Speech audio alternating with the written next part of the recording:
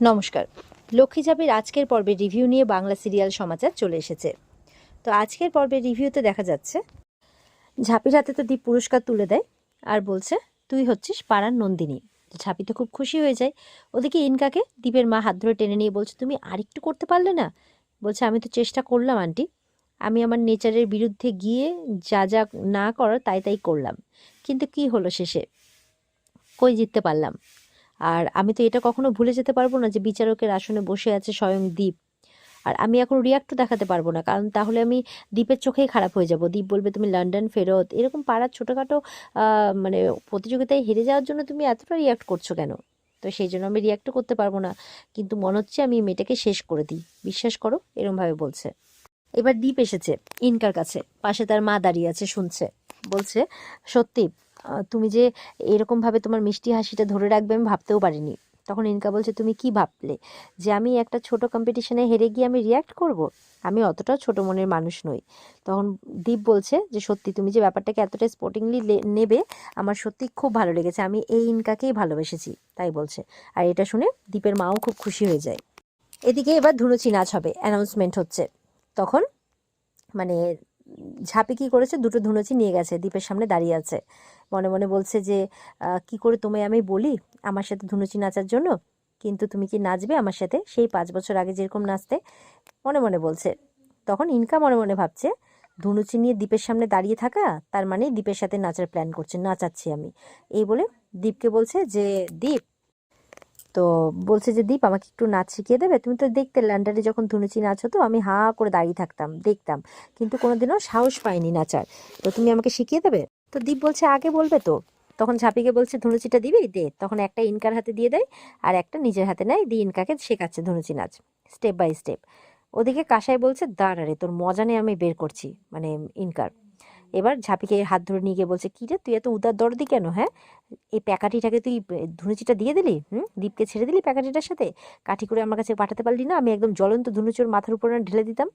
তখন ঝাঁপি বলছে, কাসাই বলছে দাঁড়া, প্যাকেটটাকে এক্ষুনি আমি সরাচ্ছি ওখান থেকে ল্যাং মেরে। তখন বলছে এত ভায়োলেন্স হয়েও না, বলে এত ভায়োলেট ভায়োলেট করিস না তো, দাঁড়া। তখন বলছে না দেখো, ল্যাং মেরে লাইনে দাঁড়িয়ে রেশন পাওয়া যায়, ভালোবাসা পাওয়া যায় না। বলে 5 বছর আগে তো তুই নাচতিস। বলে 5 বছর আগে দীপের পাশে আমিই ছিলাম, আর কেউ ছিল না। কাসাই বলছে এখনো তুই আছিস, তুই যদি এখন কাউকে ঢুকিয়ে দিস তাহলে সেটা তোর ব্যাপার। বলছে সব মায়ের ইচ্ছে, মা যখন একটু একটু করে আমাকে এগিয়ে দিচ্ছে তখন মাই সব করবে। তখন কাসাই বলছে আমার হাঁটুর বয়সী হয়ে তুইও, তোর মাথায় এত বুদ্ধি কি করে রে? তোর জায়গায় যদি আমি হতাম না আর নীলুদার পাশে অন্য কাউকে দেখতাম, ওই ত্রিশূলটার মায়ের হাতে থাকতো না, সোজা নিয়ে একদম তার পেটের মধ্যে গুবিয়ে দিতাম, তাই বলছে। ঝাঁপি তখন বলছে আমার সোনা দিদি, এত রাগ তোমার মাথায় আসে কোত্থেকে বলো তো? তো দীপের বাবাও বলছে শুরু কর সবাই মিলে। তো এবার ধুনুচি নাচ শুরু হয়ে যায়। ইনকা কি হয়, একটু নাচতে নাচতে ইনকার অবস্থা খারাপ, ধুনুচি গরম হয়ে গেছে, হাতে ছাকা লেগে গেছে, রাখতে চলে গেছে। তখন কাসাইয়ের খুব আনন্দ, ওই দেখ মা স্বয়ং জায়গা ফাঁকা করে দিলেন, খুব ধুনুচি নাচ প্র্যাকটিস করছিল না, ধুনুচি এবার গরম হয়ে গেছে, এবার কি করবে, এরকম বলছে আর কি। তো বলছে যা যা যা, ঠেলে পাঠায় ছাপিকে, যা নিজের জায়গাটা ধর গিয়ে, যা যা ধনুচি নাচ গিয়ে দীপ মানে দাদা ভাইয়ের সাথে। তখন ঝাঁপি চলে যায় আর দীপ আর ঝাঁপি তখন নাচতে থাকে, সবাই মিলে নাচছে আর দীপের পাশে ঝাঁপি আছে, দুজন মিলে নাচছে। আর এদিকে নীলুও নাচছে, নীলু কাঁসাইয়ের চারপাশে ঘুরে ঘুরে নাচছে, কাঁসাইয়ের খুব আনন্দ। তো ওদিক থেকে ইনকা আর দীপের মা দেখে তো অবাক, যে এই যে শেষমেশ ঝাঁপিই নাচছে দীপের সাথে, এরকম একটা ব্যাপার। ওদিকে নীলু নাচছে, নীলুর সামনে কিন্তু একটা পড়ে আছে, মানে ছোবড়াগুলো আগুন সমেত। এবার কাশা একটা স্বপ্ন দেখছে যে ও হাতটা দিয়ে নীলুর পাটা বাঁচিয়ে নিয়েছে ছোবড়ার উপরে হাতটা দিয়ে, কিন্তু সেই স্বপ্নটা সত্যি নয়, নীলুর পায়ে ছ্যাঁকা লেগে গেছে। তখন নীলুর বাবা এসে তাকে ধরে ধরে নিয়ে গেছে, দেখছে পায়ে ছ্যাঁকা লেগে গেছে, বলেও কিছু হবে না, তারা একটু মলম এনে দিচ্ছি। ওদিকে কাসাই বলছে কি করব বলো, আমার হাতটা পুড়ে যাবে না, ওটা তো গরম, আমার ভয় করে, আমি যে ওরকম না, আমি কি করব বলো, এভাবে বলছে আর কি। আর নীলু দূর থেকে মাথা নাড়াচ্ছে। আর ওদিকে ঝাঁপি কিন্তু বেশ ভালো নেচেই চলেছে। তারপরে তো সবার ধুনুচিগুলোই প্রায় গরম হয়ে যায়, সবাই রেখে দেয়। আর এবার চুনি বলছে চল এবার ঠাকুর দেখে আসি। ঝাঁপি বলছে আজকে তো আমার আর হলো না, তোরা যা। কাসাইকে বলছে কাসাই নীলুকে ছেড়ে যাবে না, তাই বলছে আজকে তো মা চলে যাবেন, তাই ভাবছি আজকে মণ্ডপে মায়ের সাথেই থাকি। তখন চূর্ণি রেগে মেগে চলে যায় ওই অন্যজনকে নিয়ে ঠাকুর দেখতে। আর এদিকে দীপ বলছে ঝাঁপিকে তোর নাচের স্কেলটা আগের মতোই আছে। তখন ঝাঁপি বলছে আমার সবই আগের মতো আছে, শুধু তোমার দেখার চোখটা পাল্টে গেছে। তখন মানে ঝাঁপির কথা শুনে দীপ ঝাঁপির দিকে তাকিয়ে আছে। এরপর দীপ চলে যায়। ঝাঁপি বলছে যে আমি এখনও তোমার জন্য পাগল আছি দীপদা, শুধু ভালোবাসার কথা বলতে সংকোচ হয়, আগে যেটা হতো না। তখন কাসায় আসে, বলছে ভালোবাসার মানুষকে ভালোবাসার কথা বলতে আবার সংকোচ কিসের রে? এদিকে এবার ইনকারও আর ভালো লাগছে না, বাড়ি চলে গেল দীপার মায়ের সাথে। দীপ এবার রাখতে গেছে, আর একে একে মণ্ডপ থেকে একটু সবাই বাড়িতে রেস্ট নিতে গেল। আর এবার শুধু আছে নীলু বসে। কাসাই বলছে জানো ঝাঁপিটার কি কষ্ট, মনে মনে কি কষ্ট পাচ্ছে, মনের কথাটা বলতেও পারছে না। বলে ও আচ্ছা, আর আমি? বলে আরে বাবা, তোমার কষ্ট তো ওষুধ লাগালেই চলে যাবে, ঝাঁপিটা তো তেমন নয়, তুমি তো জানোই মেয়েটা কেমন একটু, তো নিজের কথা বলবেও না। বলে তাহলে এমন একটা ব্যবস্থা করো যাতে ও নিজের মনের কথা বলে। বলে হুঁশ জ্ঞান থাকতে বলবে না। বলে তাহলে মাতাল করে দাও। নীলু বুদ্ধি দিচ্ছে। সেই মতো করে প্ল্যান করে তারা যে লস্যি খাওয়াবে, আর লস্যিতে কিছু একটা মিশিয়ে খাইয়ে দেবে। তো এবার সেই মতো করে নীলু ব্যবস্থা করে। ঝাঁপি ততক্ষণে তার বাবার কাছে গেছে দোকানে টাকা পয়সা সব কিছু সামলাতে, দেখে নিতে আর কি, আর গোছগাছ করতে। তো বাবাকে বলছে যে তার মা আছে, মাকে বলছে এই মিক্সিটা কিন্তু তুমি রান্নার কাজে ইউজ করো, আবার যুগিয়ে যুগিয়ে তুলে রেখো না যেন। বলে না না, কালকে কত অর্ডার এসছে বলতো, এটা ছাড়া হবেই না, আমি এটাতেই করবো মশলা, তাই বলছে।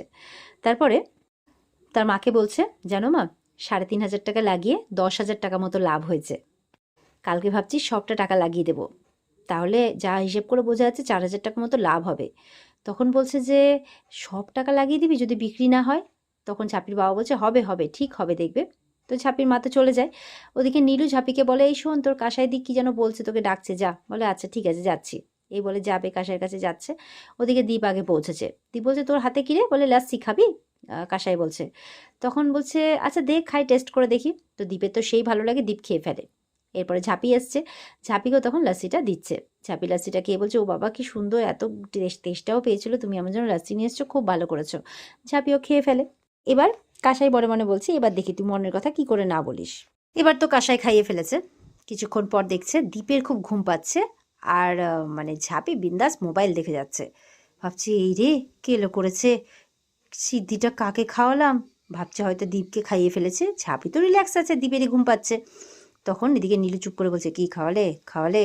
বলে খাইয়েছি, কিন্তু কারটা যে কাকে খাইয়েছি বুঝতে পারছি না। নীলু তখন অবাক হয়ে তাকিয়ে আছে। কি? বলে হ্যাঁ। এই বলে দুটোই ভয়ে পালিয়ে এক সাইডে গিয়ে লুকিয়ে পড়ে। কিছুক্ষণ পর দেখা যাচ্ছে ঝাঁপি দুর্গা ঠাকুরের মুখ 4টে দেখছে। তার মানে ঝাঁপির নেশা হয়ে গেছে, তার মানে ঝাঁপি ঠিকঠাকটাই খেয়েছে। তো ওরা দেখছে কি আবার ঝাঁপি কোথায় গেল।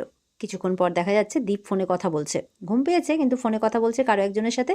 কি রে তুই কোথায়, আয়, আমি মণ্ডপে আছি।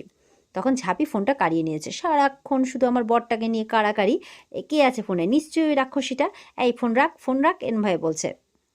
তো ওদিকে বুঝতে পেরেছে কাসাইরা যে নেশা হয়ে গেছে। তো এবার দীপ জিজ্ঞাসা করছে কি হয়েছে তোর। ঝাঁপি কিন্তু এবার 4টে দীপ দেখতে পাচ্ছে, আর 1 2 3 4 করে কাউন্ট করছে। দীপ বলছে কি হয়েছে তোর, কি আবল তাবল বকছিস? তখন বলছে মানুষ প্রেমে পড়লে এরকম আবল তাবলই বকে। দীপ অবাক হয়ে চেয়ে আছে ঝাঁপির দিকে, আর ওই দুটো কাসাই আর নীলু ওদের কাণ্ড দেখছে। আর এখানে কিন্তু আজকের পর্ব শেষ হয়ে যায়। তো এই ছিল আজকের পর্বের রিভিউ। আশা করি তোমাদের ভালো লেগেছে। ভালো লেগে থাকলে পর্বকে লাইক কমেন্ট করে জানাবে, আর আমাদের সাথে জুড়তে চ্যানেলকে সাবস্ক্রাইবটা কিন্তু অবশ্যই করবে। পর্বের বিস্তারিত দেখতে স্টার জলসার পর্দায় চোখ রাখবে। দেখা হচ্ছে আগামীকালকে। সবাই খুব ভালো থাকবে। টাটা।